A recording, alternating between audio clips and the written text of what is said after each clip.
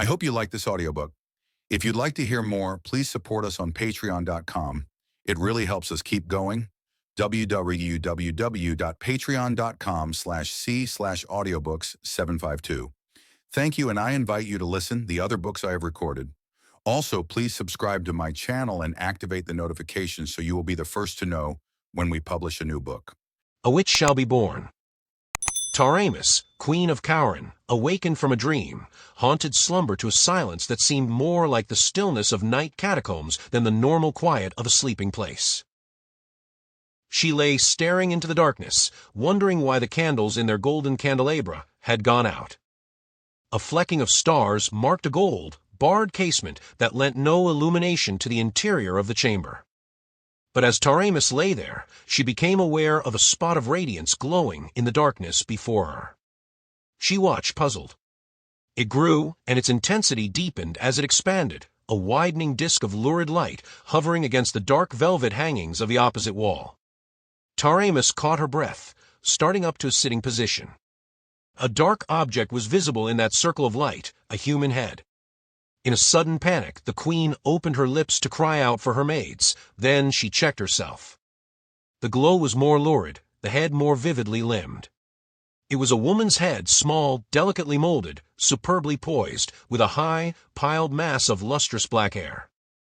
The face grew distinct as she stared, and it was the sight of this face which froze the cry in Taramis's throat. The features were her own. She might have been looking into a mirror which subtly altered her reflection, lending it a tigerish gleam of eye, a vindictive curl of lip. "Ishtar," gasped Taramis. "I am bewitched." Appallingly, the apparition spoke, and its voice was like honeyed venom. "Bewitched? No, sweet sister. Here is no sorcery." "Sister," stammered the bewildered girl. "I have no sister." "You never had a sister?" came the sweet, poisonously mocking voice. "Never a twin sister whose flesh was as soft as yours to caress or hurt?" "Why, once I had a sister," answered Taramis, still convinced that she was in the grip of some sort of nightmare. "But she died." The beautiful face in the disk was convulsed with the aspect of a fury. So hellish became its expression that Taramis, cowering back, half expected to see snaky locks writhe hissing about the ivory brow. "You lie." The accusation was spat from between the snarling red lips. "She did not die. Fool! Oh, enough of this mummery. Look, and let your sight be blasted." Light ran suddenly along the hangings like flaming serpents, and incredibly the candles in the golden sticks flared up again. Taramis crouched on her velvet couch, her lithe legs flexed beneath her, staring wide, eyed at the pantherish figure which posed mockingly before her. It was as if she gazed upon another Taramis, identical with herself in every contour of feature and limb, yet animated by an alien and evil personality. The face of this stranger waif reflected the opposite of every characteristic the countenance of the queen denoted. Lust and mystery sparkled in her scintillant eyes. Cruelty lurked in the curl of her full red lips. Each movement of her supple body was subtly suggestive. Her coiffure imitated that of a queen's. On her feet were gilded sandals such as Taramis wore in her boudoir. The sleeveless, low-necked silk tunic, girdled at the waist with a cloth of gold cincture, was a duplicate of the queen's night garment. "Who are you?" gasped Taramis, an icy chill she could not explain creeping along her spine. "Explain your presence before I call my ladies, in, waiting to summon the guard." "Scream until the roof beams crack," callously answered the stranger. "Your sluts will not wake till dawn, though the palace spring into flames about them. Your guardsmen will not hear your squeals. They have been sent out of this wing of the palace." "What?" exclaimed Taramis, stiffening with outraged majesty. "Who dared give my guardsmen such a command?" "I did, sweet sister," sneered the other girl. "A little while ago, before I entered. They thought it was their darling adored queen. Ha! How beautifully I acted the part. With what imperious dignity, softened by womanly sweetness, did I address the great louts who knelt in their armor and plumed helmets." Taramis felt as if a stifling net of bewilderment were being drawn about her. "Who are you?" she cried desperately. "What madness is this? Why do you come here? Who am I? There was the spite of a she, cobra's hiss in the soft response. The girl stepped to the edge of the couch, grasped the queen's white shoulders with fierce fingers, and bent to glare full into the startled eyes of Taramis. And under the spell of that hypnotic glare, the queen forgot to resent the unprecedented outrage of violent hands laid on regal flesh. Fool, gritted the girl between her teeth. Can you ask? Can you wonder? I am Salome. Salome.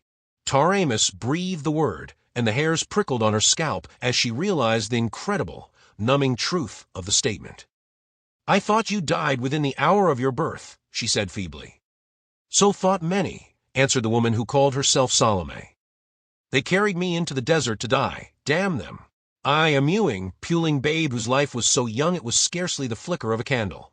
And do you know why they bore me forth to die? I have heard the story, faltered Taramis. Salome laughed fiercely and slapped her bosom. The low neck tunic left the upper parts of her firm breasts bare, and between them there shone a curious mark, a crescent, red as blood. The mark of the witch, cried Taramis, recoiling. Aye. Salome's laughter was dagger, edged with hate. The curse of the kings of Khauran. Aye, they tell the tale in the market places, with wagging beards and rolling eyes, the pious fools. They tell how the first queen of our line had trafficked with a fiend of darkness, and bore him a daughter who lives in foul legendary to this day. And thereafter in each century a girl baby was born into the Ascorian dynasty, with a scarlet half, moon between her breasts, that signified her destiny. Every century a witch shall be born. So ran the ancient curse. And so it has come to pass. Some were slain at birth, as they sought to slay me. Some walked the earth as witches, proud daughters of Khauran, with the moon of hell burning upon their ivory bosoms. Each was named Salome. I too am Salome. It was always Salome the witch. It will always be Salome the witch, even when the mountains of ice have roared down from the pole and ground the civilizations to ruin, and a new world has risen from the ashes and dust. Even then there shall be Salomes to walk the earth, to trap men's hearts by their sorcery, to dance before the kings of the world, to see the heads of the wise men fall at their pleasure.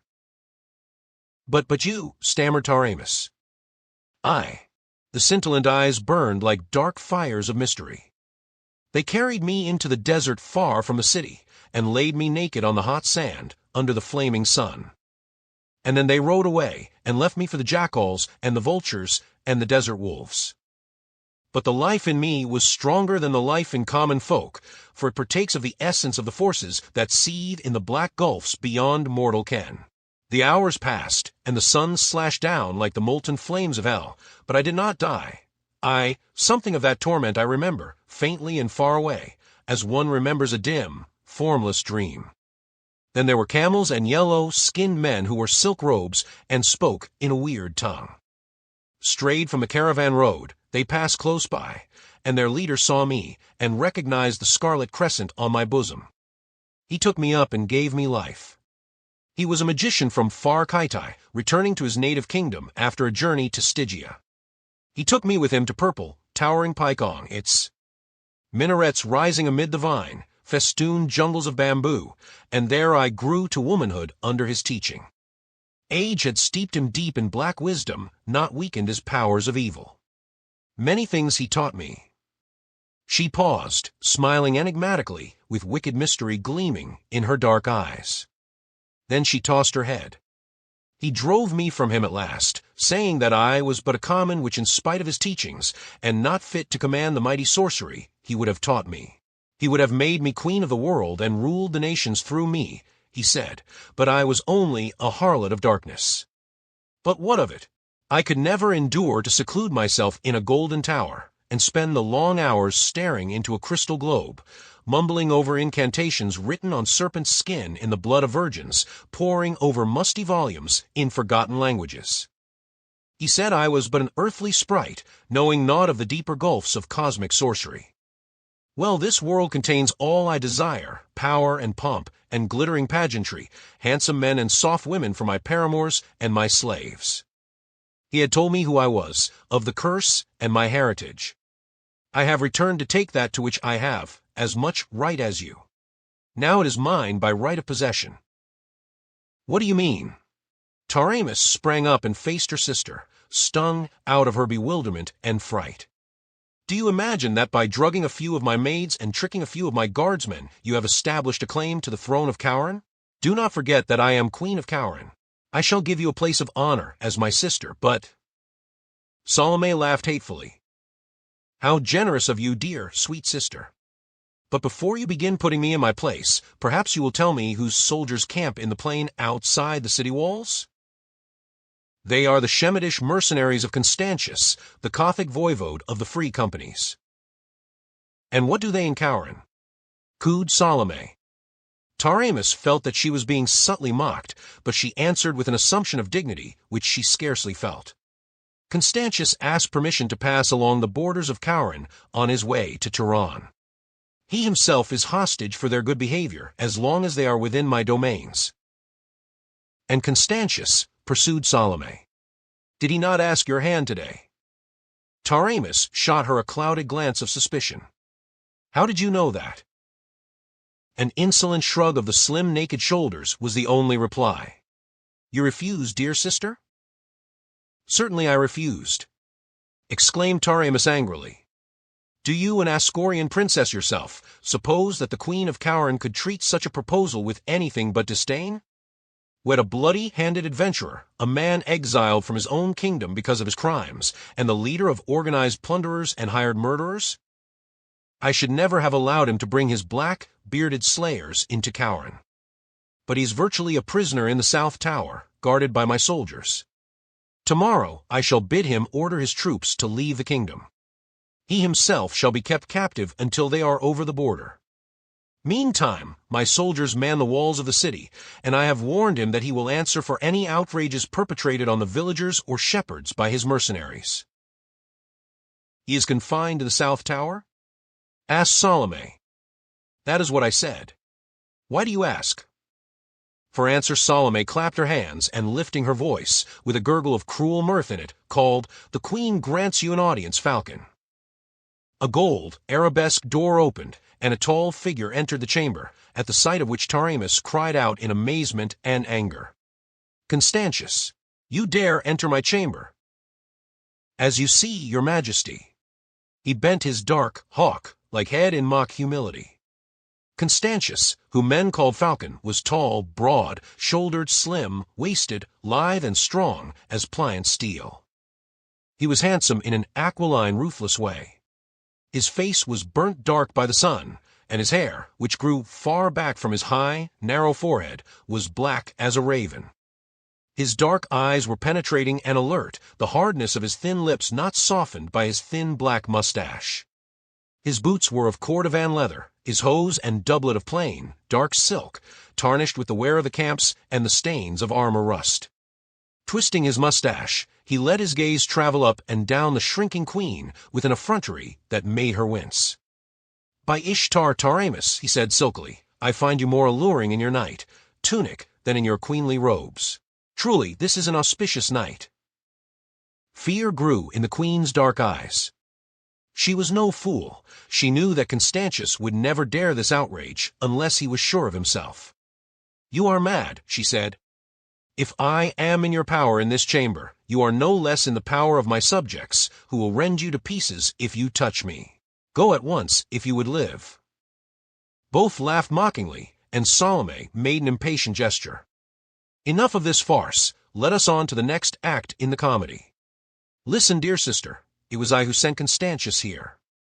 When I decided to take the throne of Khauran, I cast about for a man to aid me, and chose the Falcon, because of his utter lack of all characteristics men call good. I am overwhelmed, princess, murmured Constantius sardonically, with a profound bow. I sent him to Khauran, and once his men were camped in the plain outside, and he was in the palace, I entered the city by that small gate in the west wall. The fools guarding it thought it was you returning from some nocturnal adventure. You hell cat. Taramis's cheeks flamed, and her resentment got the better of her regal reserve. Salome smiled hardly. They were properly surprised and shocked, but admitted me without question. I entered the palace the same way, and gave the order to the surprised guards that sent them marching away, as well as the men who guarded Constantius in the south tower. Then I came here, attending to the ladies, in waiting on the way. Taramis's fingers clenched, and she paled. Well, what next? She asked in a shaky voice. Listen. Salome inclined her head. Faintly through the casement there came the clank of marching men in armor. Gruff voices shouted in an alien tongue, and cries of alarm mingled with the shouts. The people awaken and grow fearful, said Constantius sardonically. You had better go and reassure them, Salome. Call me Taramis, answered Salome. We must become accustomed to it. What have you done? Cried Taramis. What have you done? I have gone to the gates and ordered the soldiers to open them, answered Salome. They were astounded, but they obeyed. That is the falcon's army you hear, marching into the city. You devil, cried Taramis. You have betrayed my people in my guise. You have made me seem a traitor.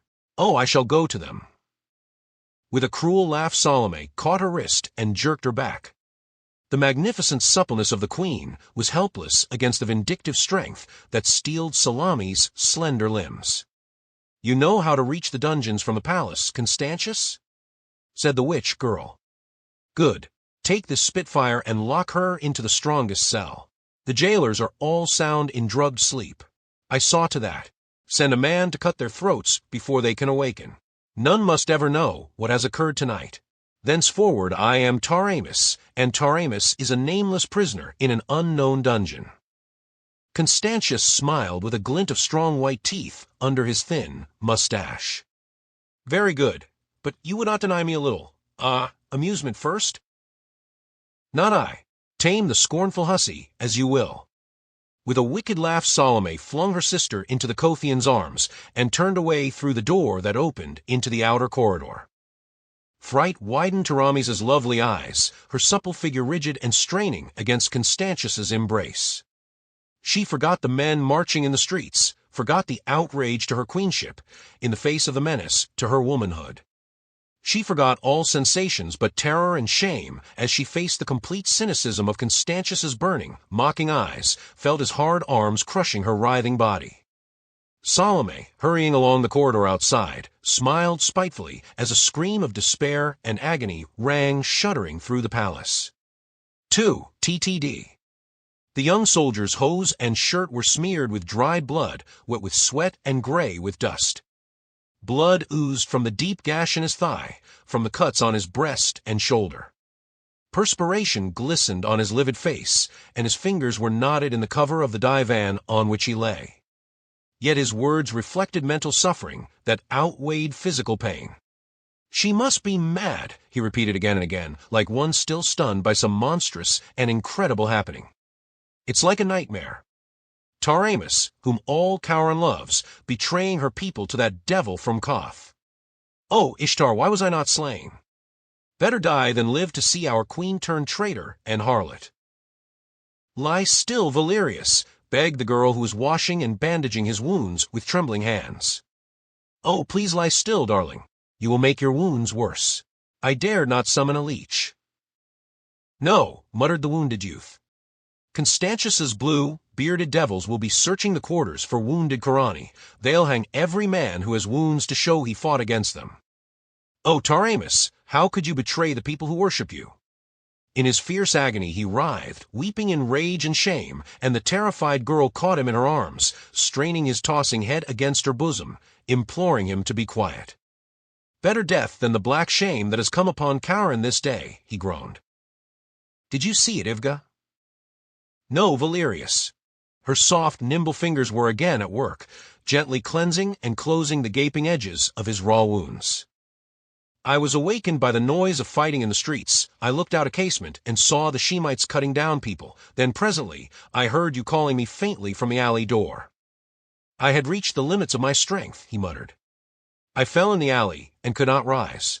I knew they'd find me soon if I lay there. I killed 3 of the blue, bearded beasts by Ishtar. They'll never swagger through Khauran streets, by the gods. The fiends are tearing their hearts in hell. The trembling girl crooned soothingly to him, as to a wounded child, and closed his panting lips with her own cool, sweet mouth. but the fire that raged in his soul would not allow him to lie silent. "I was not on the wall when the Shemites entered," he burst out. "I was asleep in the barracks, with the others not on duty. It was just before dawn when our captain entered, and his face was pale under his helmet. 'The Shemites are in the city,' he said. 'The queen came to the southern gate and gave orders that they should be admitted. She made the men come down from the walls, where they've been on guard since Constantius entered the kingdom. I don't understand it, and neither does anyone else, but I heard her give the order, and we obeyed, as we always do. We are ordered to assemble in the square before the palace. Form ranks outside the barracks and march. Leave your arms and armor here.' Ishtar knows what this means, but it is the queen's order. Well, when we came to the square, the Shemites were drawn up on foot opposite the palace, 10,000 of the blue, bearded devils, fully armed, and people's heads were thrust out of every window and door on the square. The streets leading into the square were thronged by bewildered folk. Taramis was standing on the steps of the palace, alone except for Constantius, who stood stroking his mustache like a great lean cat who's just devoured a sparrow. But 50 Shemites with bows in their hands were ranged below them. That's where the queen's guard should have been, but they were drawn up at the foot of the palace stair, as puzzled as we, though they had come fully armed, in spite of the queen's order. Taramis spoke to us then, and told us that she had reconsidered the proposal made her by Constantius. Why, only yesterday she threw it in his teeth in open court, and that she had decided to make him her royal consort. She did not explain why she had brought the Shemites into the city so treacherously. But she said that, as Constantius had control of a body of professional fighting men, the army of Khauran would no longer be needed, and therefore she disbanded it, and ordered us to go quietly to our homes. Why, obedience to our queen is second nature to us, but we were struck dumb and found no word to answer. We broke ranks almost before we knew what we were doing, like men in a daze. But when the palace guard was ordered to disarm likewise and disband, the captain of the guard, Khauran, interrupted. Men said he was off duty the night before and drunk. But he was wide awake now. He shouted to the guardsmen to stand as they were until they received an order from him, and such is his dominance of his men, that they obeyed in spite of the queen. He strode up to the palace steps and glared at Taramis, and then he roared, "This is not the queen. This isn't Taramis. It's some devil in masquerade." Then hell was to pay. I don't know just what happened. I think a Shemite struck Khauran, and Khauran killed him. The next instant the square was a battleground. The Shemites fell on the guardsmen, and their spears and arrows struck down many soldiers who had already disbanded. Some of us grabbed up such weapons as we could and fought back. We hardly knew what we were fighting for, but it was against Constantius and his devils, not against Taramis. I swear it. Constantius shouted to cut the traitors down. We were not traitors. Despair and bewilderment shook his voice. The girl murmured pityingly, not understanding at all, but aching in sympathy with her lover's suffering. The people did not know which side to take. It was a madhouse of confusion and bewilderment. We who fought didn't have a chance, in no formation, without armor and only half-armed. The guards were fully armed and drawn up in a square, but there were only 500 of them. They took a heavy toll before they were cut down, but there could be only one conclusion to such a battle. And while her people were being slaughtered before her, Taramis stood on the palace steps, with Constantius's arm about her waist, and laughed like a heartless, beautiful fiend. Gods, it's all mad. I never saw a man fight as Khauran fought. He put his back to the courtyard wall, and before they overpowered him the dead men were strewn in heaps thigh, deep about him. But at last they dragged him down, 100 against 1. When I saw him fall, I dragged myself away, feeling as if the world had burst under my very fingers. I heard Constantius call to his dogs to take the captain alive, stroking his mustache, with that hateful smile on his lips. That smile was on the lips of Constantius at that very moment. He sat his horse among a cluster of his men, thick-bodied Shemites with curled blue, black beards and hooked noses. The low, swinging sun struck glints from their peaked helmets and the silvered scales of their corselets. Nearly a mile behind, the walls and towers of Khauran rose sheer out of the meadowlands. By the side of the caravan road, a heavy cross had been planted, and on this grim tree a man hung, nailed there by iron spikes through his hands and feet. Naked but for a loin cloth, the man was almost a giant in stature, and his muscles stood out in thick corded ridges on limbs and body, which the sun had long ago burned brown. The perspiration of agony beaded his face and his mighty breast, but from under the tangled black mane that fell over his low, broad forehead, his blue eyes blazed with an unquenched fire. Blood oozed sluggishly from the lacerations in his hands and feet. Constantius saluted him mockingly. "I am sorry, Captain," he said, "that I cannot remain to ease your last hours, but I have duties to perform in yonder city. I must not keep your delicious queen waiting." He laughed softly. "So I leave you to your own devices and those beauties." He pointed meaningly at the black shadows which swept incessantly back and forth, high above. "Were it not for them, I imagine that a powerful brute like yourself should live on the cross for days. Do not cherish any illusions of rescue, because I am leaving you unguarded. I have had it proclaimed that anyone seeking to take your body, living or dead, from the cross, will be flayed alive together with all the members of his family, in the public square. I am so firmly established in Khauran that my order is as good as a regiment of guardsmen. I am leaving. No guard, because the vultures will not approach as long as anyone is near, and I do not wish them to feel any constraint. That is also why I brought you so far from the city. These desert vultures approach the walls no closer than this spot. And so, brave captain, farewell. I will remember you when, in an hour, Taramis lies in my arms." Blood started afresh from the pierced palms as the victim's mallet, like fists clenched convulsively on the spike, heads. Knots and bunches of muscle started out of the massive arms, and Conan beat his head forward and spat savagely at Constantius's face. The voivode laughed coolly, wiped the saliva from his gorget, and reined his horse about. "Remember me when the vultures are tearing at your living flesh," he called mockingly. The desert scavengers are a particularly voracious breed. I have seen men hang for hours on a cross, eyeless, earless, and scalpless, before the sharp beaks had eaten their way into their vitals. Without a backward glance, he rode toward the city, a supple, erect figure, gleaming in his burnished armor, his stolid, bearded henchman jogging beside him. A faint rising of dust from the worn trail marked their passing. The man hanging on the cross was the one touch of sentient life in a landscape that seemed desolate and deserted in the late evening. Khauran, less than a mile away, might have been on the other side of the world, and existing in another age. Shaking the sweat out of his eyes, Conan stared blankly at the familiar terrain. On either side of the city, and beyond it, stretched the fertile meadowlands, with cattle browsing in the distance where fields and vineyards checkered the plain. The western and northern horizons were dotted with villages, miniature in the distance.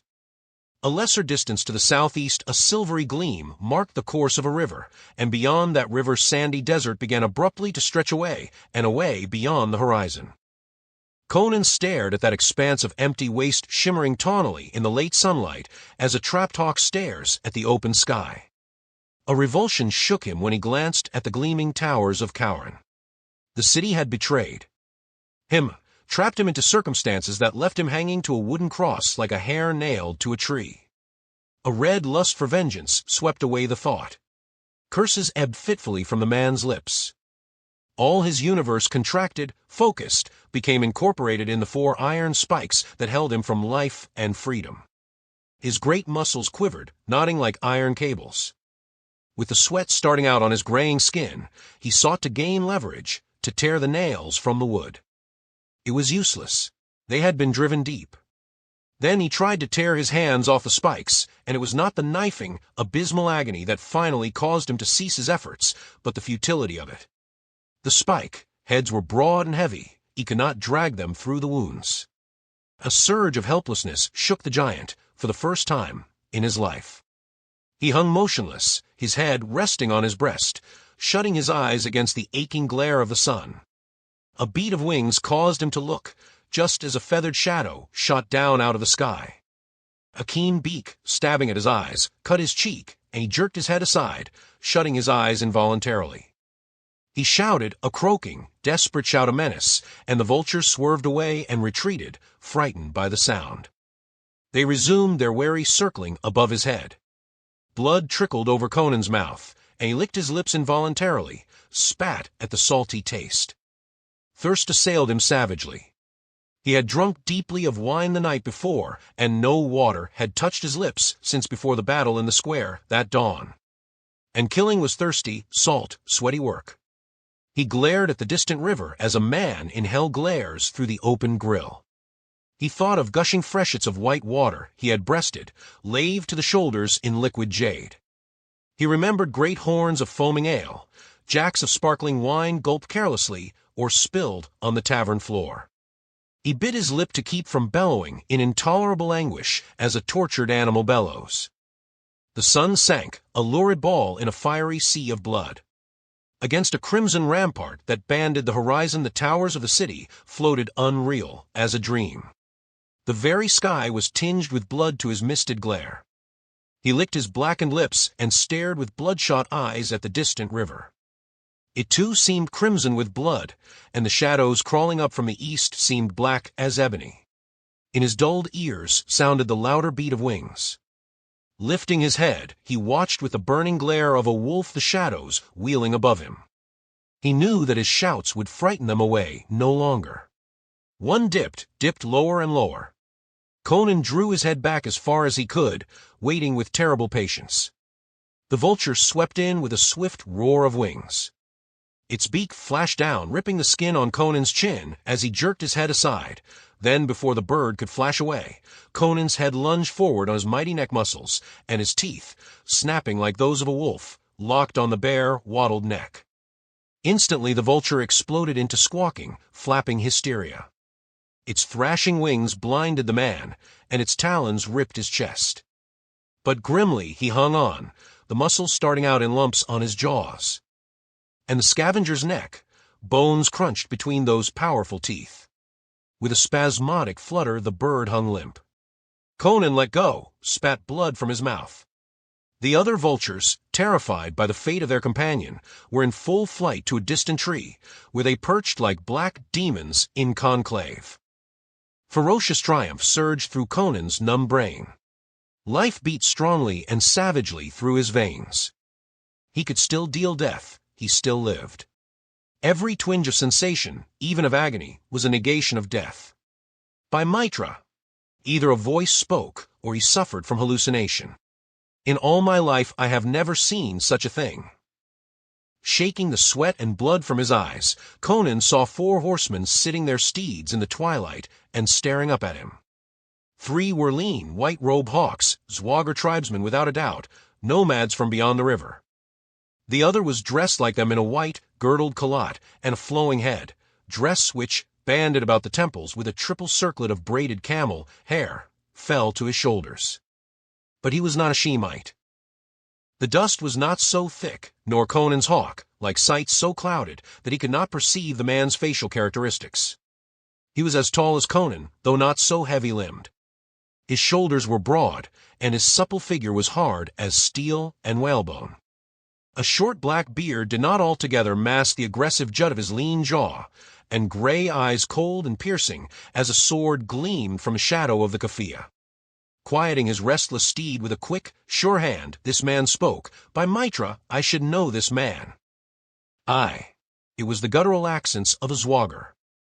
It is the Cimmerian who was captain of the Queen's Guard. She must be casting off all her old favorites, muttered the rider. Who'd have ever thought it of Queen Taramis? I'd rather have had a long, bloody war. It would have given us desert folk a chance to plunder. As is, we've come this close to the walls and found only this nag. He glanced at a fine gelding led by one of the nomads, and this dying dog. Conan lifted his bloody head. If I could come down from this beam, I'd make a dying dog out of you, you Zaporoskan thief. He rasped through blackened lips. Mitra, the knave knows me, exclaimed the other. How, knave, do you know me? There's only one of your breed in these parts, muttered Conan. You are Aldred Vladislav, the outlaw chief. Aye, and once a hetman of the Kozaki of the Zaporoskan River, as you have guessed. Would you like to live? Only a fool would ask that question, panted Conan. I am a hard man, said Aldred, and toughness is the only quality I respect in a man. I shall judge if you are a man or only a dog after all, fit only to lie here and die. If we cut him down, we may be seen from the walls, objected one of the nomads. Aldred shook his head. The dusk is deep. Here, take this axe, Jeeble, and cut down the cross at the base. If it falls forward, it will crush him, objected Jeeble. I can cut it so it will fall backward, but then the shock of the fall may crack his skull and tear loose all his entrails. If he's worthy to ride with me, he'll survive it, answered Aldred imperturbably. If not, then he doesn't deserve to live. Cut. The first impact of the battle, axe against the wood, and its accompanying vibrations sent lances of agony through Conan's swollen feet and hands. Again and again the blade fell, and each stroke reverberated on his bruised brain, setting his tortured nerves aquiver. But he set his teeth and made no sound. The axe cut through, the cross reeled on its splintered base, and toppled backward. Conan made his whole body a solid knot of iron, hard muscle, jammed his head back hard against the wood, and held it rigid there. The beam struck the ground heavily and rebounded slightly. The impact tore his wounds and dazed him for an instant. He fought the rushing tide of blackness, sick and dizzy, but realized that the iron muscles that sheathed his vitals had saved him from permanent injury. And he had made no sound, though blood oozed from his nostrils and his belly, muscles quivered with nausea. With a grunt of approval, Jeeble bent over him with a pair of pincers used to draw horse, shoe nails, and gripped the head of the spike in Conan's right hand, tearing the skin to get a grip on the deeply embedded head. The pincers were small for that work. Jeeble sweated and tugged, swearing and wrestling with the stubborn iron, working it back and forth, in swollen flesh as well as in wood. Blood started, oozing over the Cimmerian's fingers. He lay so still he might have been dead, except for the spasmodic rise and fall of his great chest. The spike gave way, and Jeeble held up the blood-stained thing with a grunt of satisfaction, then flung it away and bent over the other. The process was repeated, and then Jeeble turned his attention to Conan's skewered feet. But the Cimmerian, struggling up to a sitting posture, wrenched the pincers from his fingers and sent him staggering backward with a violent shove. Conan's hands were swollen to almost twice their normal size. His fingers felt like misshapen thumbs, and closing his hands was an agony that brought blood streaming from under his grinding teeth. But somehow, clutching the pincers clumsily with both hands, he managed to wrench out first one spike and then the other. They were not driven so deeply into the wood as the others had been. He rose stiffly and stood upright on his swollen, lacerated feet, swaying drunkenly, the icy sweat dripping from his face and body.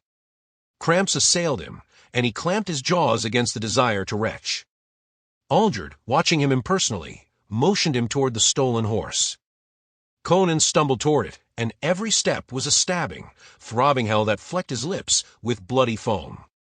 One misshapen, groping hand fell clumsily on the saddle. Bow, a bloody foot somehow found the stirrup. Setting his teeth, he swung up, and he almost fainted in midair, but he came down in the saddle, and as he did so, Aldred struck the horse sharply with his whip. The startled beast reared, and the man in the saddle swayed and slumped like a sack of sand, almost unseated. Conan had wrapped a rein about each hand, holding it in place with a clamping thumb. Drunkenly, he exerted the strength of his knotted biceps, wrenching the horse down. It screamed, its jaw almost dislocated. One of the Shemites lifted a water flask questioningly. Aldred shook his head. Let him wait until we get to camp. It's only 10 miles. If he's fit to live in the desert, he'll live that long without a drink. The group rode like swift ghosts toward the river. Among them Conan swayed like a drunken man in the saddle, bloodshot eyes glazed, foam drying on his blackened lips. Toi, Hélène. The savant Astrias, traveling in the East in his never-tiring search for knowledge, wrote a letter to his friend and fellow, philosopher Alcibiades, in his native Nemedia, which constitutes the entire knowledge of the Western nations concerning the events of that period in the East, always a hazy, half-mythical region in the minds of the Western folk. Astrias wrote, in part, You can scarcely conceive, my dear old friend, of the conditions now existing in this tiny kingdom since Queen Taramis admitted Constantius and his mercenaries, an event which I briefly described in my last, hurried letter. 7 months have passed since then, during which time it seems as though the devil himself had been loosed in this unfortunate realm. Taramis seems to have gone quite mad, whereas formerly she was famed for her virtue, justice, and tranquility. She is now notorious for qualities precisely opposite to those just enumerated. Her private life is a scandal, or perhaps private is not the correct term, since the queen makes no attempt to conceal the debauchery of her court. She constantly indulges in the most infamous revelries, in which the unfortunate ladies of the court are forced to join, young married women, as well as virgins. She herself has not bothered to marry her paramour, Constantius, who sits on the throne beside her and reigns as her royal consort, and his officers follow his example, and do not hesitate to debauch any woman they desire, regardless of her rank or station. The wretched kingdom groans under exorbitant taxation, the farms are stripped to the bone, and the merchants go in rags, which are all that is left them by the tax gatherers. Nay, they are lucky if they escape with a whole skin. I sense your incredulity, good Alcemides. You will fear that I exaggerate conditions in Khauran. Such conditions would be unthinkable in any of the Western countries, admittedly. But you must realize the vast difference that exists between West and East, especially this part of the East. In the first place, Khauran is a kingdom of no great size, one of the many principalities, which at one time formed the eastern part of the empire of Koth, and which later regained the independence which was theirs at a still earlier age. This part of the world is made up of these tiny realms, diminutive in comparison with the great kingdoms of the West or the great sultanates of the farther East, but important in their control of the caravan routes and in the wealth concentrated in them. Khauran is the most southeasterly of these principalities, bordering on the very deserts of eastern Shem. The city of Khauran is the only city of any magnitude in the realm, and stands within sight of a river which separates the grasslands from the sandy desert, like a watch tower to guard the fertile meadows behind it. The land is so rich that it yields 3 and 4 crops a year, and the plains north and west of the city are dotted with villages. To one accustomed to the great plantations and stock farms of the West, it is strange to see these tiny fields and vineyards, yet wealth in grain and fruit pours from them as from a horn of plenty. The villagers are agriculturists, nothing else. Of a mixed aboriginal race, they are unwarlike, unable to protect themselves, and forbidden the possession of arms. Dependent wholly upon the soldiers of the city for protection, they are helpless under the present conditions. So the savage revolt of the rural sections, which would be a certainty in any Western nation, is here impossible.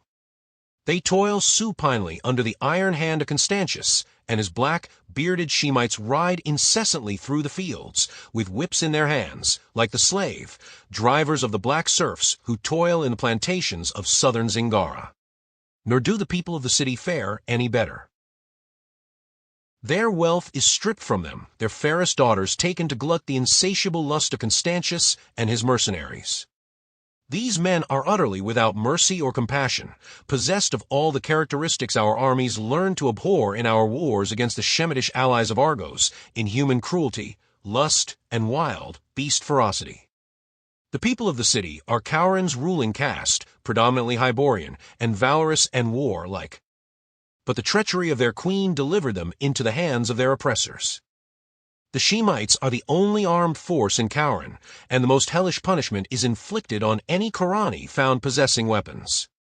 A systematic persecution to destroy the young Khorani, men able to bear arms, has been savagely pursued. Many have ruthlessly been slaughtered, others sold as slaves to the Turanians.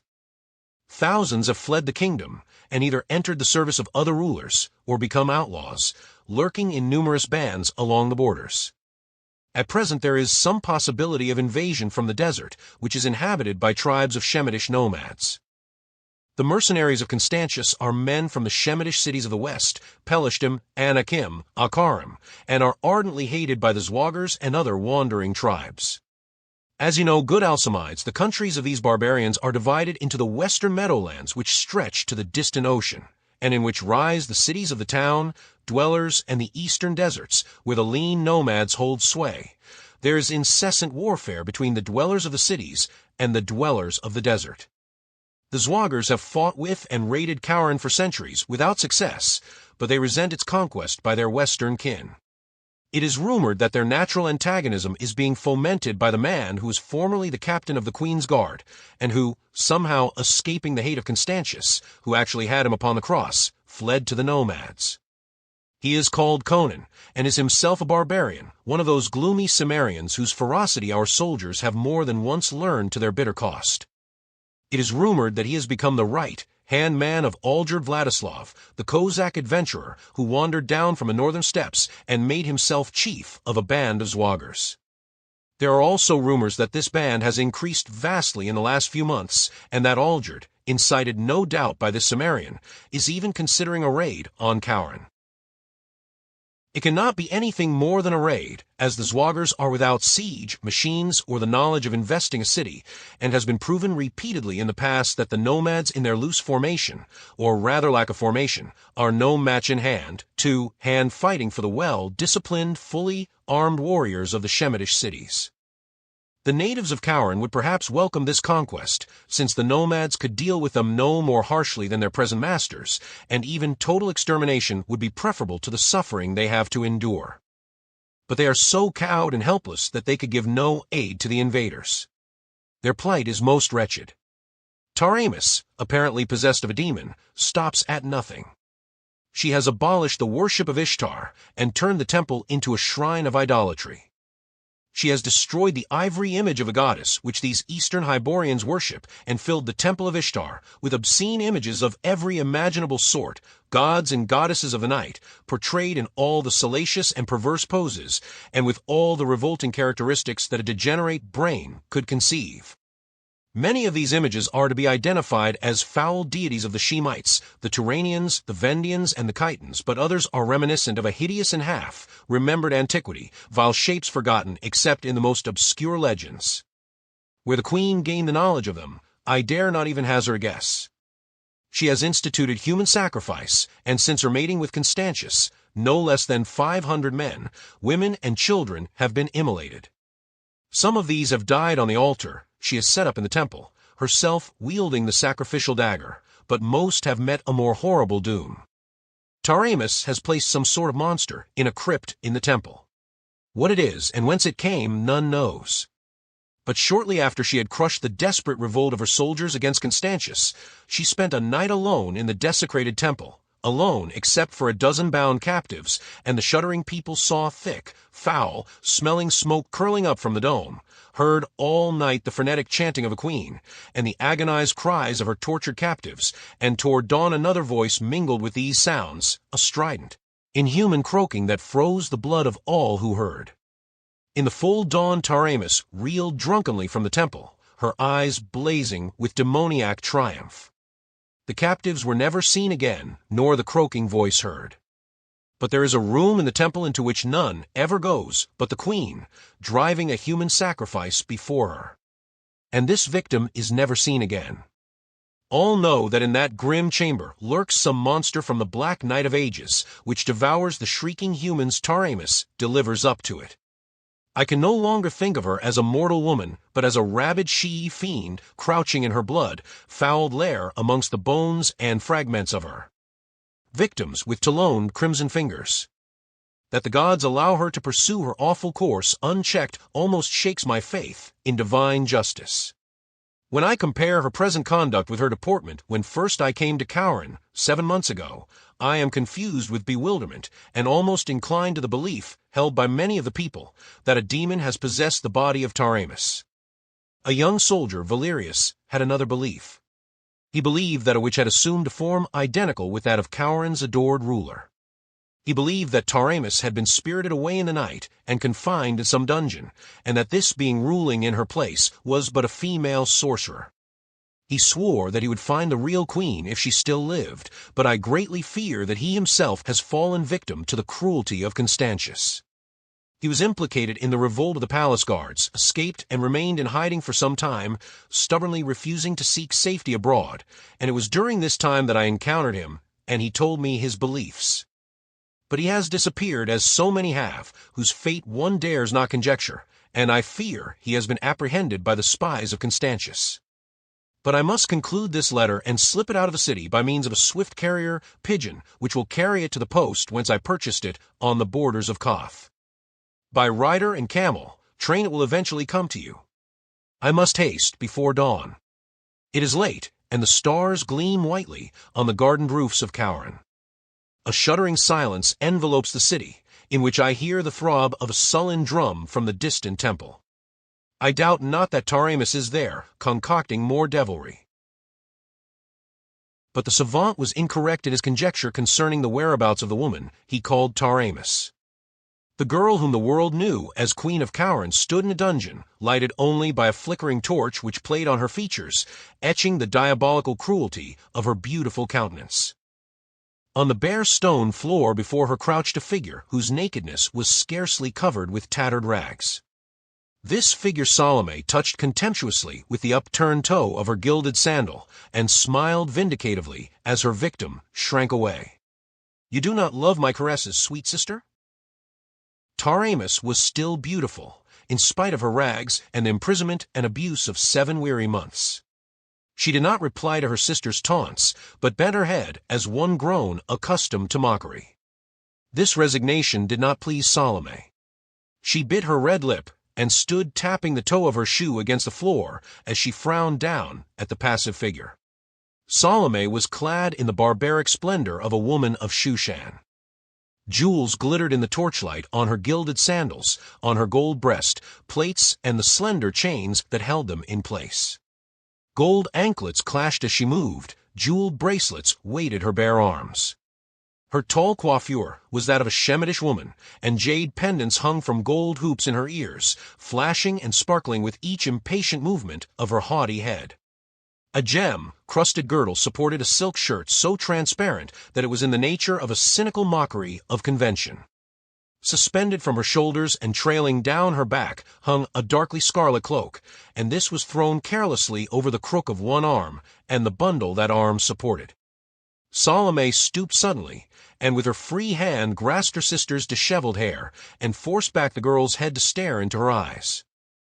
Taramis met that tigerish glare without flinching. "You are not so ready with your tears as formerly, sweet sister," muttered the witch girl. "You shall wring no more tears from me," answered Taramis. "Too often you have reveled in the spectacle of the Queen of Khauran sobbing for mercy on her knees. I know that you have spared me only to torment me. That is why you have limited your tortures to such torments as neither slay nor permanently disfigure. But I fear you no longer. You have strained out the last vestige of hope, fright, and shame from me. Slay me and be done with it, for I have shed my last tear for your enjoyment, you she-devil from hell." "You flatter yourself, my dear sister," purred Salome. "So far it is only your handsome body that I have caused to suffer, only your pride and self-esteem that I have crushed. You forget that, unlike myself, you are capable of mental torment. I have observed this when I have regaled you with narratives concerning the comedies I have enacted with some of your stupid subjects. But this time I have brought more vivid proof of these farces. Did you know that Kralides, your faithful counselor, had come skulking back from Turan and been captured?" Taramis turned pale. What have you done to him?" For answer, Salome drew the mysterious bundle from under her cloak. She shook off the silken swathings and held it up, the head of a young man, the features frozen in a convulsion as if death had come in the midst of inhuman agony. Taramis cried out as if a blade had pierced her heart. "O Ishtar! Kralides!" He was seeking to stir up the people against me, poor fool, telling them that Conan spoke the truth when he said I was not Taramis. How would the people rise against the falcons, Shemites? With sticks and pebbles? Bah! Dogs are eating his headless body in the market place, and this foul carrion shall be cast into the sewer to rot. How, sister?" She paused, smiling down at her victim. "Have you discovered that you still have unshed tears? Good. I reserve the mental torment for the last. Hereafter I shall show you many such sights as this." Standing there in the torchlight with the severed head in her hand, she did not look like anything ever borne by a human woman, in spite of her awful beauty. Taramis did not look up. She lay face down on the slimy floor, her slim body shaken in sobs of agony, beating her clenched hands against the stones. Salome sauntered toward the door, her anklets clashing at each step, her ear pendants winking in the torch glare. A few moments later, she emerged from a door under a sullen arch that led into a court which in turn opened upon a winding alley. A man standing there turned toward her, a giant Shemite, with somber eyes and shoulders like a bull, his great black beard falling over his mighty, silver, male breast. She wept. His rumble was like that of a bull, deep, low, pitched, and stormy. He was the general of the mercenaries, one of the few even of Constantius's associates who knew the secret of the queens of Khauran. I Khambanagash. There are whole sections of her sensibilities that I have not touched. When one sense is dulled by continual laceration, I will discover a newer, more poignant pang. Here, dog. A trembling, shambling figure in rags, filth, and matted hair approached, one of the beggars that slept in the alleys and open courts. Salome tossed the head to him. Here, deaf one, cast that in the nearest sewer. Make the sign with your hands, Khambanagash. He cannot hear.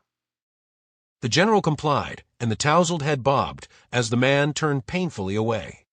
Why do you keep up this farce? Rumbled Khambanagash.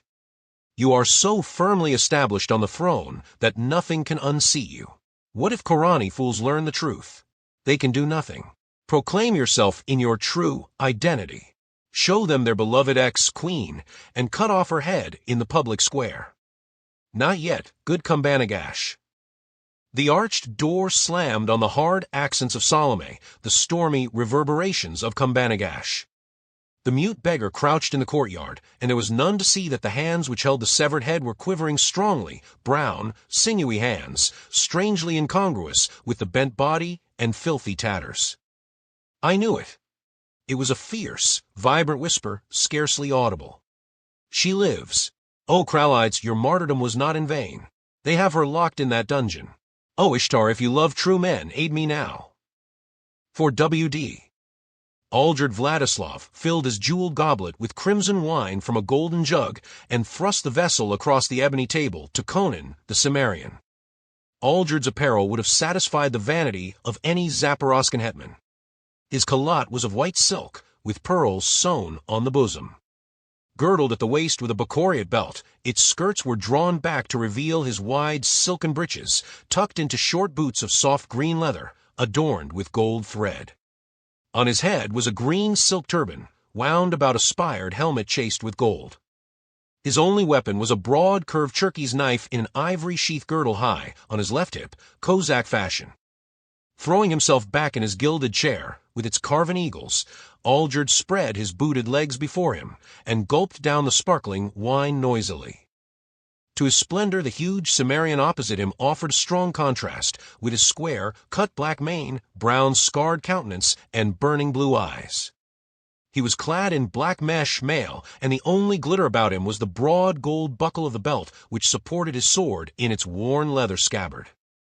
They were alone in the silk-walled tent, which was hung with gilt, worked tapestries, and littered with rich carpets and velvet cushions, the loot of the caravans. From outside came a low, incessant murmur, the sound that always accompanies a great throng of men, in camp or otherwise. An occasional gust of desert wind rattled the palm leaves. Today in the shadow, tomorrow in the sun, quoth Aldred, loosening his crimson girdle a trifle, and reaching again for the wine jug. That's the way of life. Once I was a hetman on the Zaporozhka, now I'm a desert chief. 7 months ago, you were hanging on a cross outside Khauran. Now you're lieutenant to the most powerful raider between Turan and the western meadows. You should be thankful to me.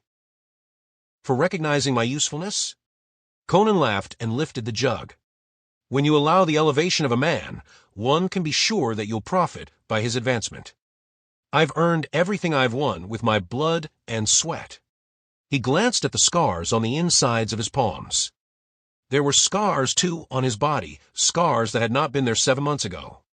You fight like a regiment of devils, conceded Aldred. But don't get to thinking that you've had anything to do with the recruits who've swarmed in to join us. It was our success at raiding, guided by my wit, that brought them in. These nomads are always looking for a successful leader to follow, and they have more faith in a foreigner than in one of their own race. There's no limit to what we may accomplish. We have 11,000 men now. In another year, we may have 3 times that number.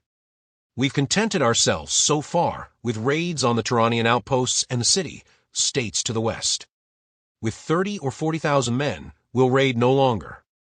We'll invade and conquer and establish ourselves as rulers. I'll be emperor of all Shem yet, and you'll be my vizier, so long as you carry out my orders unquestioningly. In the meantime, I think we'll ride eastward and storm that Turanian outpost at Vezek, where the caravans pay toll.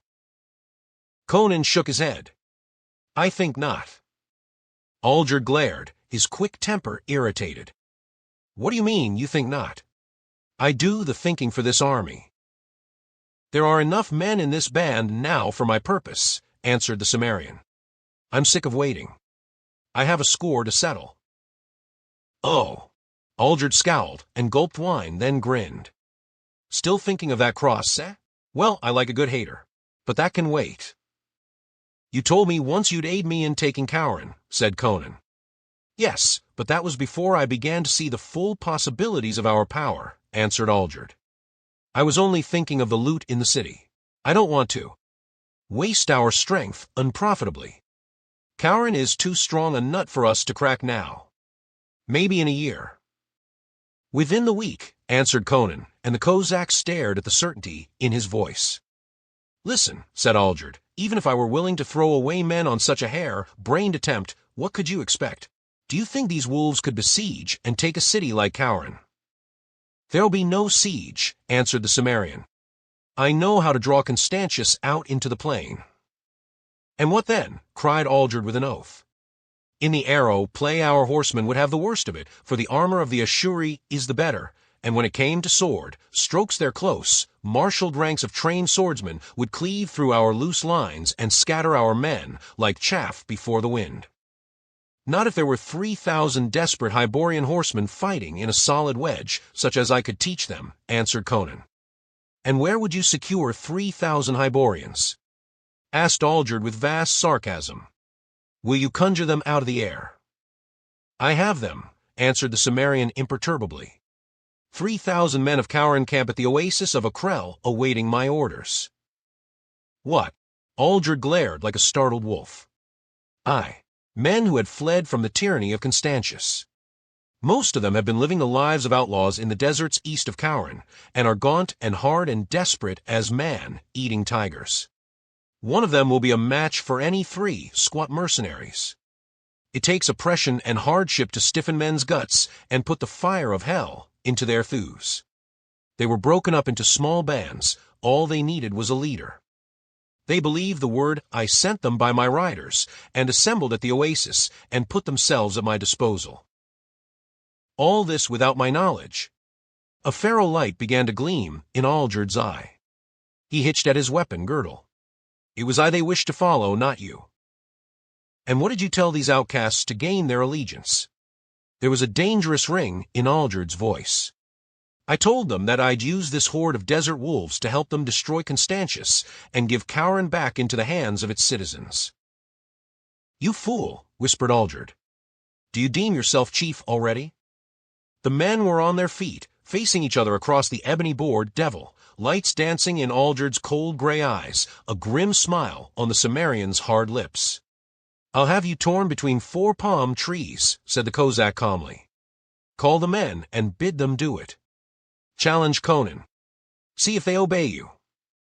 Baring his teeth in a snarl, Algerd lifted his hand, then paused. There was something about the confidence in the Cimmerian's dark face that shook him. His eyes began to burn like those of a wolf. You scum of the western hills, he muttered, have you dared seek to undermine my power?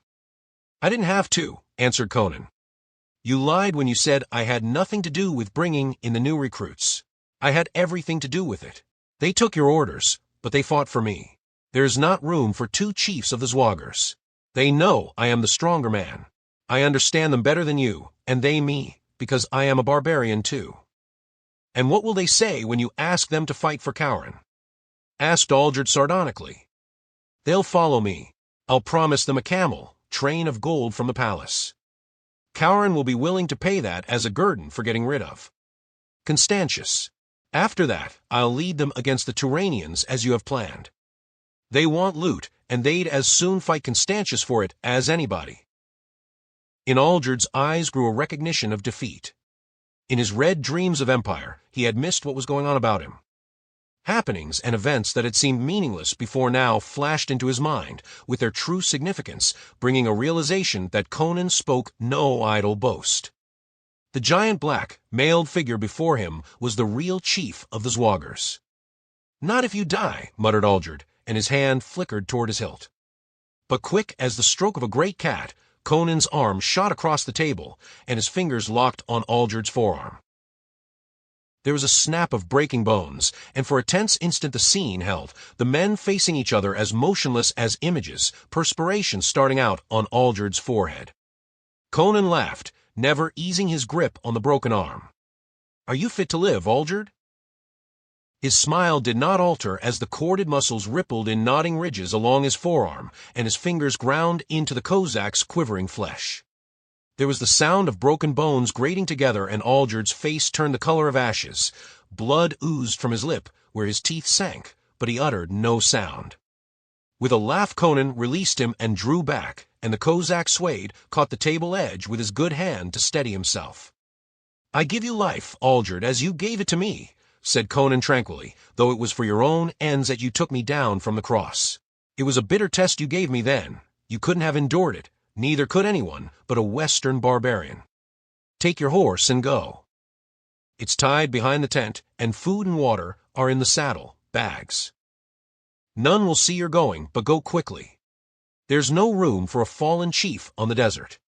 If the warriors see you, maimed and deposed, they'll never let you leave the camp alive." Aldred did not reply. Slowly, without a word, he turned and stalked across the tent, through the flapped opening. Unspeaking, he climbed into the saddle of the great white stallion that stood tethered there in the shade of a spreading palm tree, and unspeaking, with his broken arm thrust in the bosom of his calotte, he reined the steed about and rode eastward into the open desert, out of the life of the people of the Zwagar. Inside the tent Conan emptied the wine, jug, and smacked his lips with relish. Tossing the empty vessel into a corner, he braced his belt and strode out through the front opening, halting for a moment to let his gaze sweep over the lines of camel, hair tents that stretched before him, and the white, robed figures that moved among them, arguing, singing, mending bridles or wedding tulwars. He lifted his voice in a thunder that carried to the farthest confines of the encampment. "Aye, you dogs, sharpen your ears and listen. Gather around here. I have a tale to tell you." 5. TVFC. In a chamber in a tower near the city wall, a group of men listened attentively to the words of one of their number. They were young men, but hard and sinewy, with a bearing that comes only to men rendered desperate by adversity. They were clad in mail shirts and worn leather, swords hung at their girdles. I knew that Conan spoke the truth when he said it was not Taramis. The speaker exclaimed, "For months I have haunted the outskirts of the palace, playing the part of a deaf beggar. At last I learned what I had believed, that our queen was a prisoner in the dungeons that adjoined the palace. I watched my opportunity, and captured a Shemitish jailer, knocked him senseless as he left the courtyard late one night, dragged him into a cellar nearby, and questioned him. Before he died, he told me what I have just told you, and what we have suspected all along, that the woman ruling Khauran is a witch, Salome. Taramis, he said, is imprisoned in the lowest dungeon. This invasion of the Zwagars gives us the opportunity we sought. What Conan means to do, I cannot say. Perhaps he merely wishes vengeance on Constantius. Perhaps he intends sacking the city and destroying it. He is a barbarian, and no one can understand their minds. But this is what we must do: rescue Taramis while the battle rages. Constantius will march out into the plain to give battle. Even now his men are mounting. He will do this because there is not sufficient food in the city to stand siege." Conan burst out of the desert so suddenly that there was no time to bring in supplies. "And the Cimmerian is equipped for a siege. Scouts have reported that the Zwagars have siege engines built, undoubtedly, according to the instructions of Conan, who learned all the arts of war among the Western nations. Constantius does not desire a long siege, so he will march with his warriors into the plain, where he expects to scatter Conan's forces at one stroke.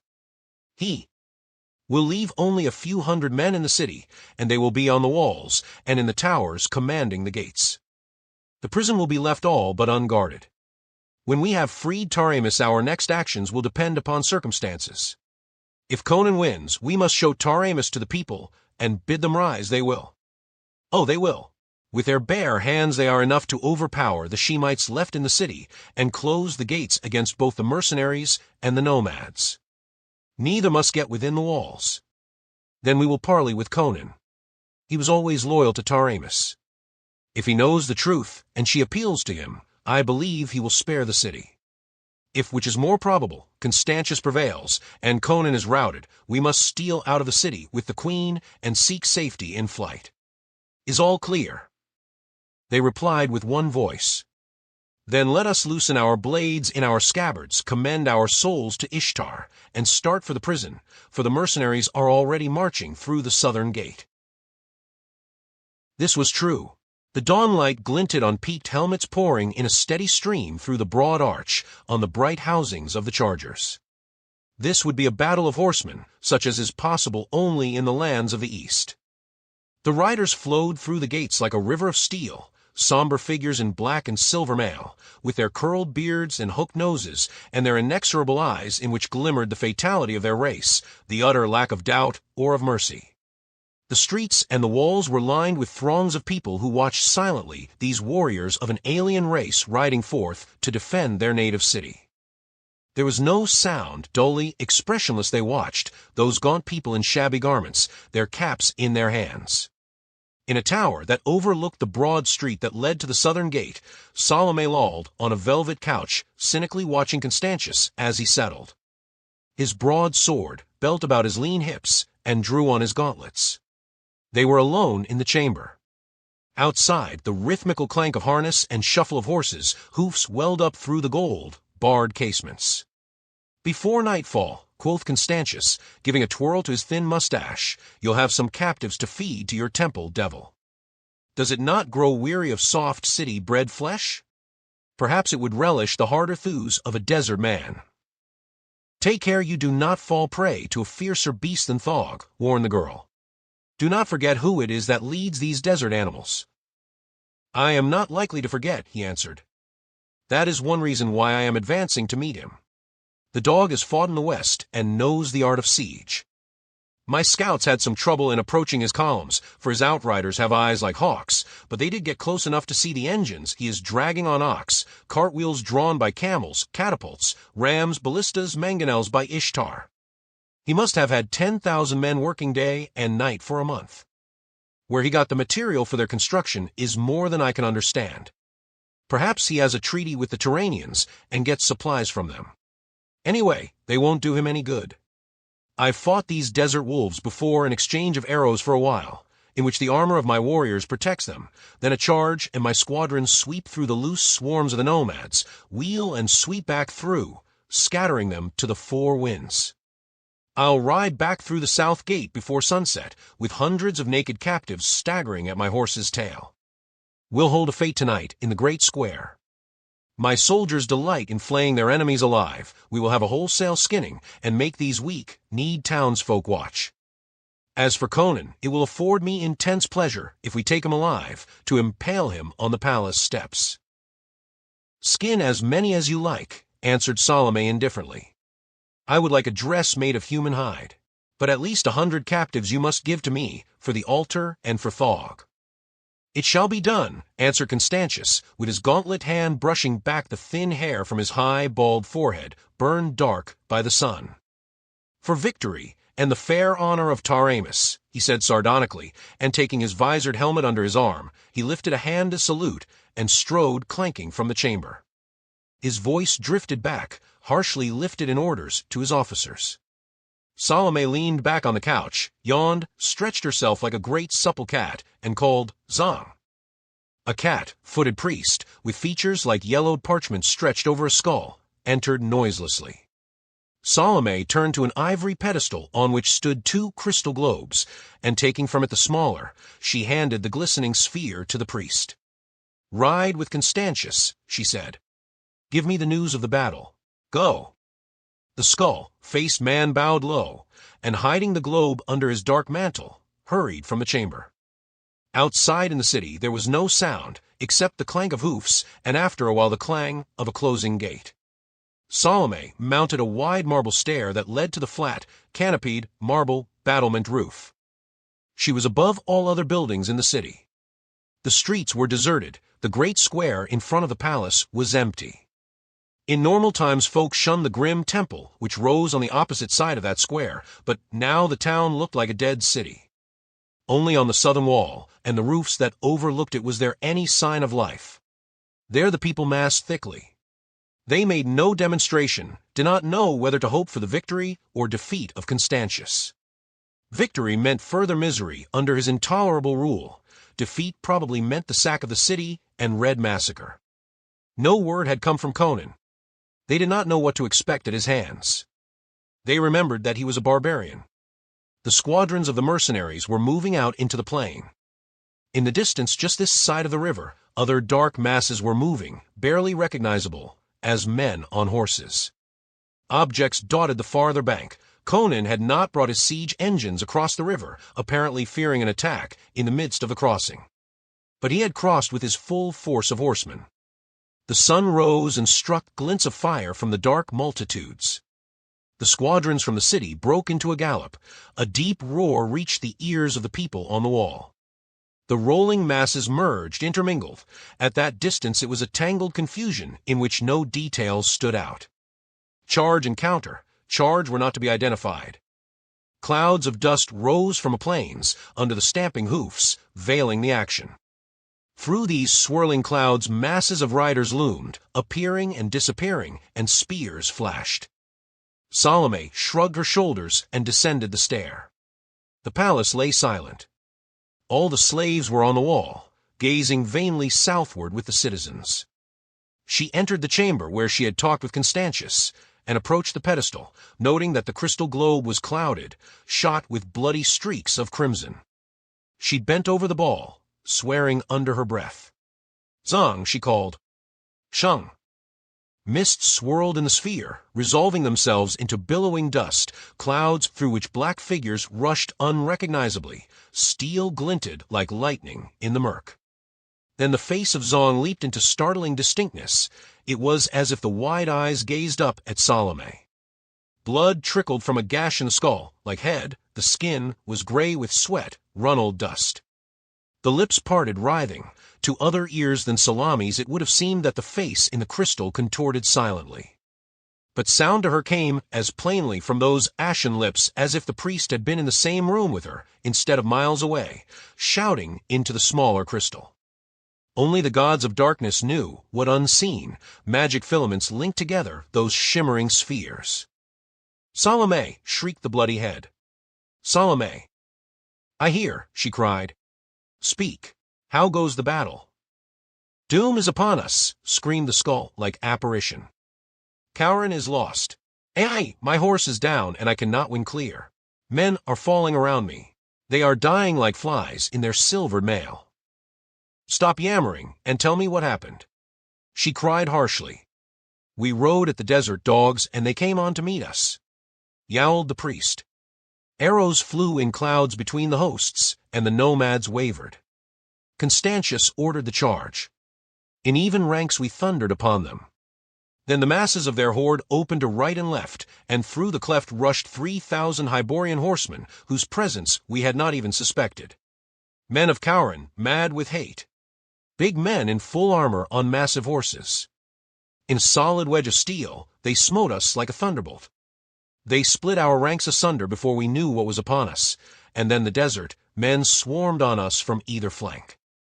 They have ripped our ranks apart, broken and scattered us. Is a trick of that devil Conan. The siege engines are false, mere frames of palm trunks and painted silk that fooled our scouts who saw them from afar. A trick to draw us out to our doom. Our warriors flee. Kambanagash is down, Conan slew him. I do not see Constantius. The Khorani rage through our milling masses like blood, mad lions, and the desert, men feather us with arrows. There was a flicker as of lightning or trenchant steel, a burst of bright blood, then abruptly the image vanished like a bursting bubble, and Salome was staring into an empty crystal ball that mirrored only her own furious features. She stood perfectly still for a few moments, erect and staring into space. Then she clapped her hands, and another skull, like priest, entered, as silent and immobile as the first. "Constantius is beaten," she said swiftly. "We are doomed. Conan will be crashing at our gates within the hour. If he catches me, I have no illusions as to what I can expect. But first I am going to make sure that my cursed sister never ascends the throne again. Follow me. Come what may, we shall give Thog a feast." As she descended the stairs and galleries of the palace, she heard a faint rising echo from the distant walls. The people there had begun to realize that the battle was going against Constantius. Through the dust clouds, masses of horsemen were visible, racing toward the city.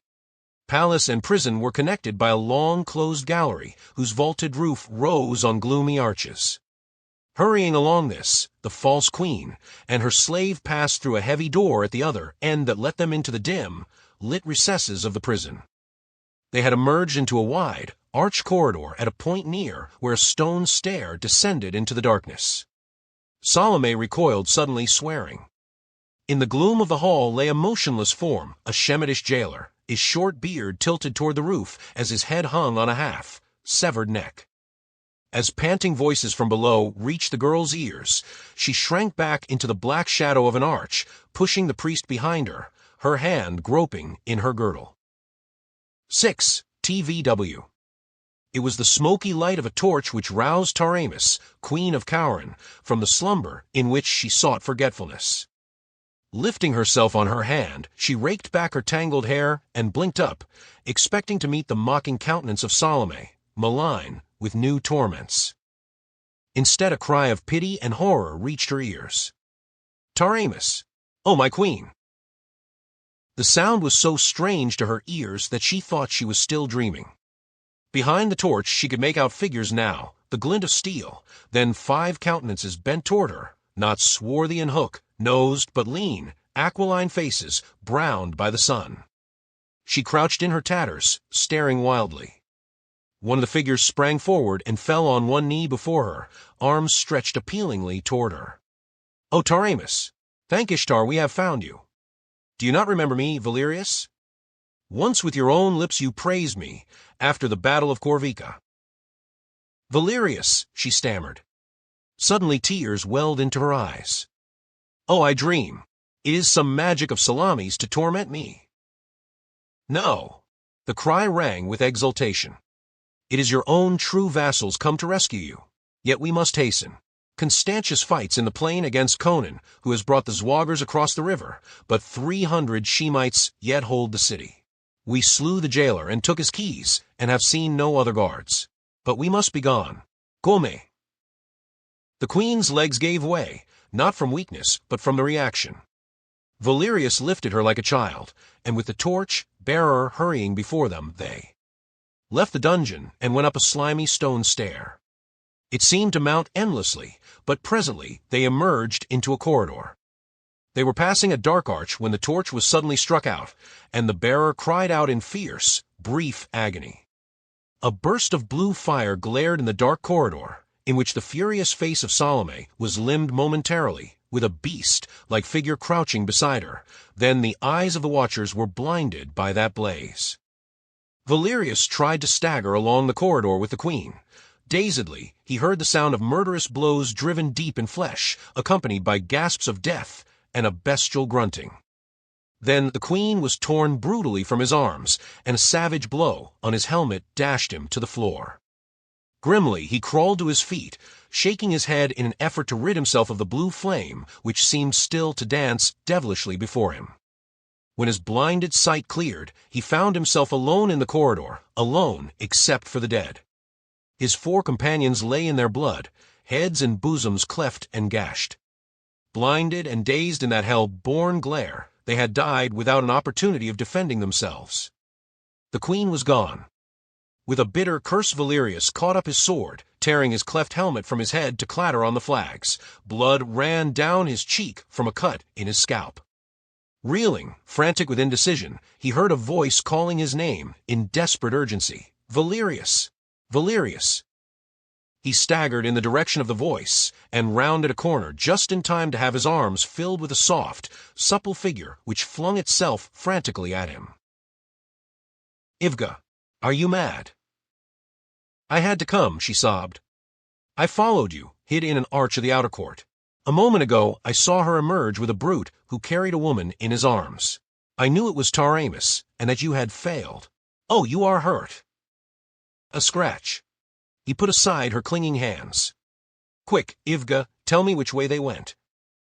"They fled across the square toward the temple."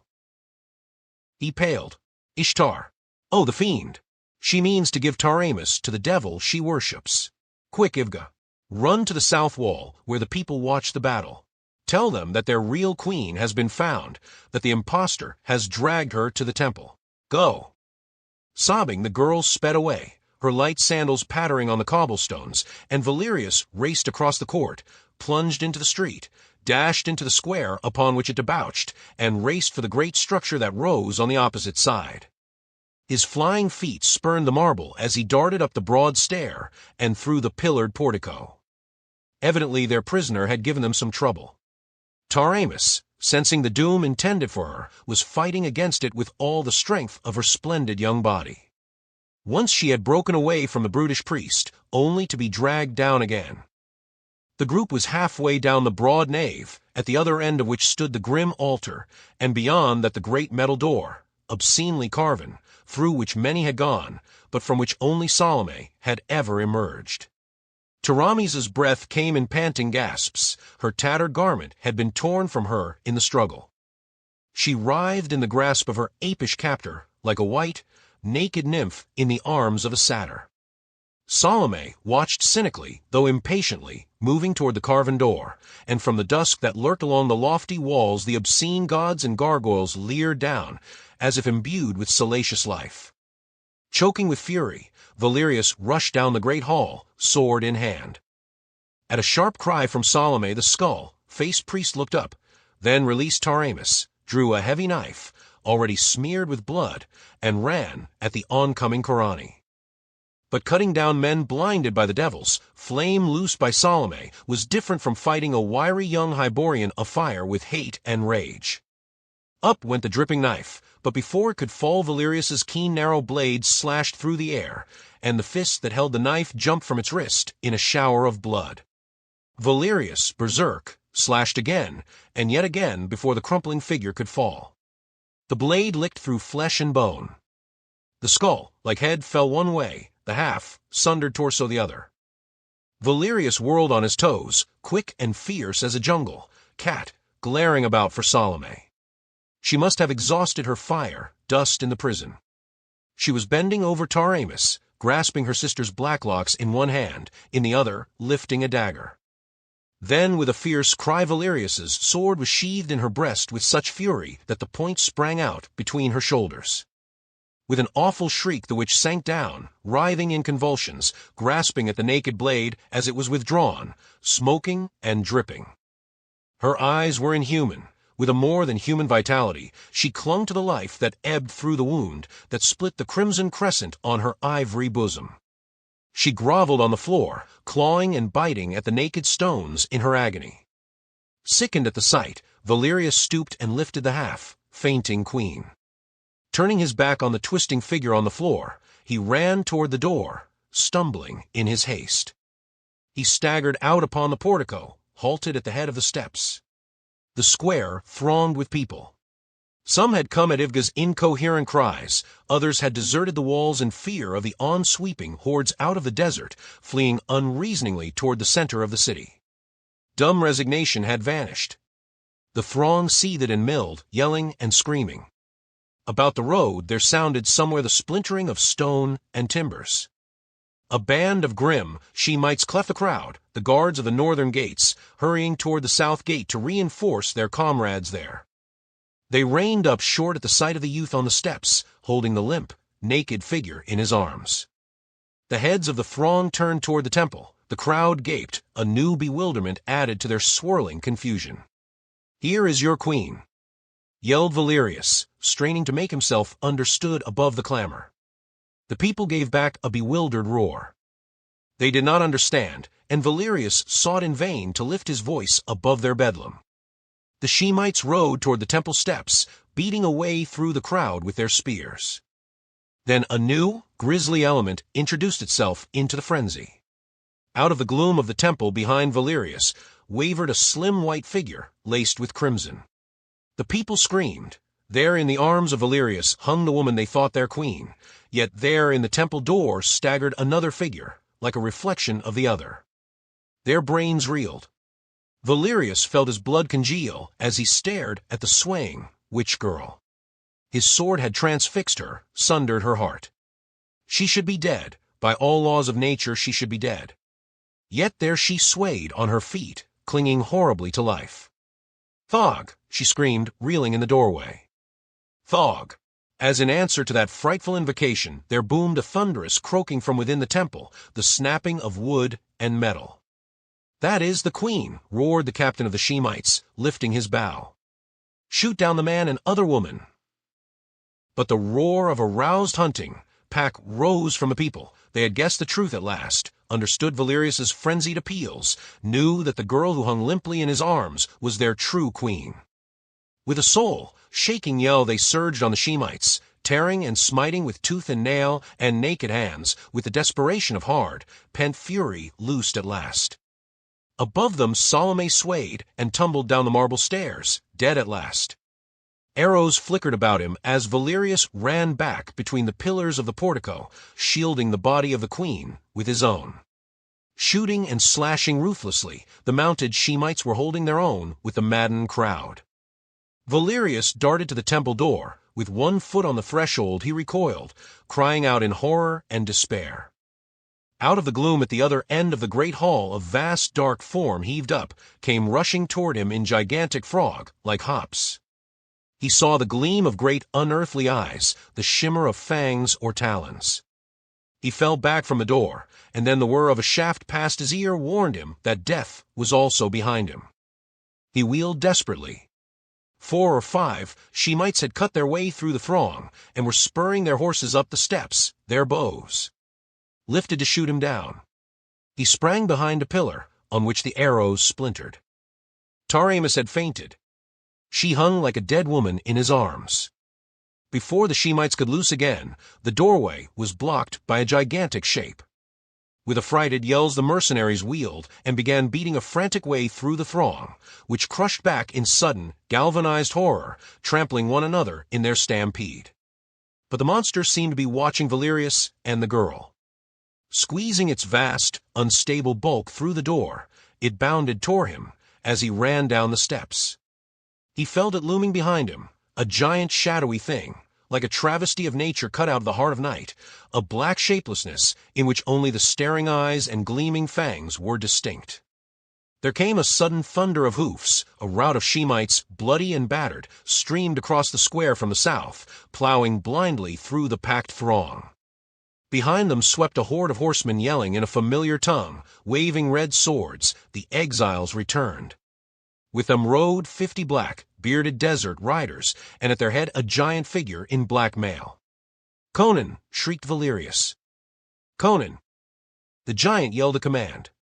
Without checking their headlong pace, the desert men lifted their bows, drew, and loosed.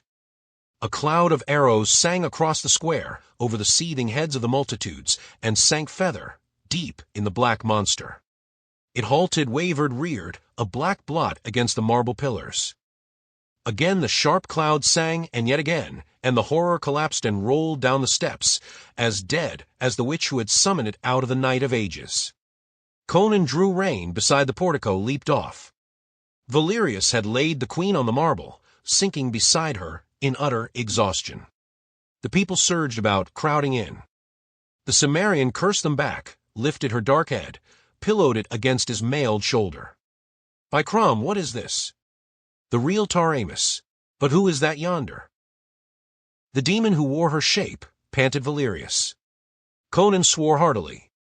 Ripping a cloak from the shoulders of a soldier, he wrapped it about the naked queen. Her long, dark lashes quivered on her cheeks, her eyes opened, stared up unbelievingly into the Cimmerian's scarred face. "Conan." Her soft fingers caught at him. "Do I dream? She told me you were dead." "Scarcely." He grinned hardly. "You do not dream. You are Queen of Khauran again. I broke Constantius, out there by the river. Most of his dogs never lived to reach the walls, for I gave orders that no prisoners be taken except Constantius. The city guard closed the gate in our faces, but we burst in with rams swung from our saddles. I left all my wolves outside, except this 50. I didn't trust them in here, and these Khorani lads were enough for the gate guards. It has been a nightmare." She whimpered. "Oh, my poor people. You must help me try to repay them for all they have suffered." Conan, henceforth counselor, as well as captain. Conan laughed, but shook his head. Rising, he set the queen upon her feet, and beckoned to a number of his Khorani horsemen who had not continued the pursuit of the fleeing Shemites. They sprang from their horses, eager to do the bidding of their new, found queen. "No, lass, that's over with. I'm chief of the Zwagars now, and must lead them to plunder the Turanians, as I promised. This lad, Valerius, will make you a better captain than I. I wasn't made to dwell among marble walls, anyway. But I must leave you now, and complete what I've begun. She might still live in Khauran." As Valerius started to follow Taramis across the square towards the palace, through a lane opened by the wildly cheering multitude, he felt a soft hand slip timidly into his sinewy fingers and turned to receive the slender body of Ivga in his arms. He crushed her to him and drank her kisses with the gratitude of a weary fighter who has attained rest at last through tribulation and storm. But not all men seek rest and peace. Some are born with the spirit of the storm in their blood, restless harbingers of violence and bloodshed, knowing no other path. The sun was rising. The ancient caravan road was thronged with white-robed horsemen in a wavering line that stretched from the walls of Khauran to a spot far out in the plain.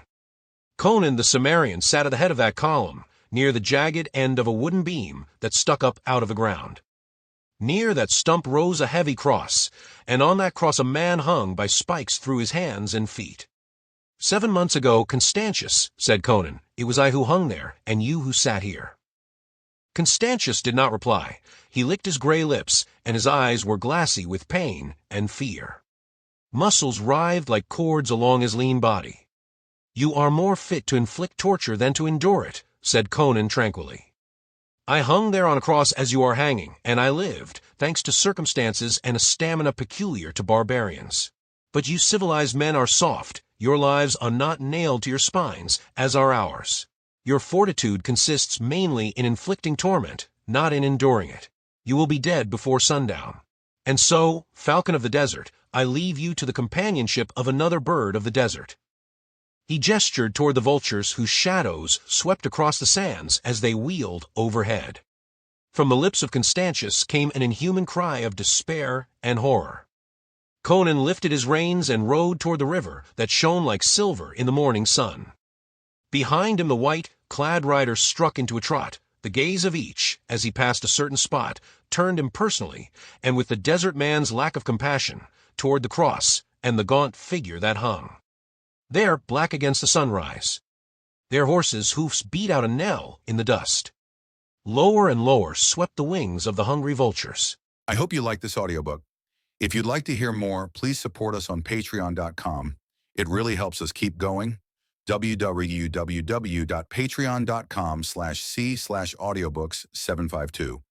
Thank you, and I invite you to listen the other books I have recorded.